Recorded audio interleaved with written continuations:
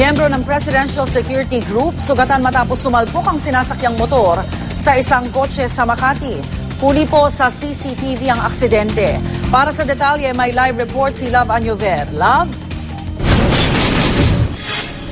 Rhea, pagdating talaga sa disgrasya, walang pinipiling tao yan. Maski pa nasa magandang posisyon ka sa gobyerno o kung ano man. Basta pagdating po sa disgrasya, pag hindi ka nag-ingat, posible po yan. Kagaya na lamang nitong video na inyong makikita ngayon, sa gawing kanan po mapapansin ang mabilis na motor na galing po ng EDSA patungong Buendia.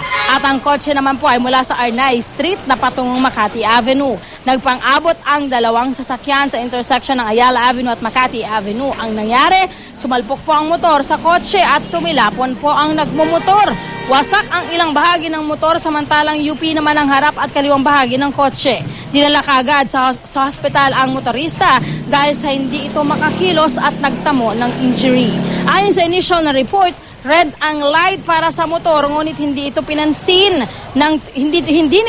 ng traffic light at nagpatuloy pa rin ito sa pagtakbo. Napag-alaman na miyembro ng Presidential Security Group ang nagmumotor. Kasalukuyan at patuloy pa rin ang investigasyon sa nasabing pangyayari. Yan muna ang aking update mula dito. Balik sa iyo, Rhea. Maraming salamat, Love Anyover.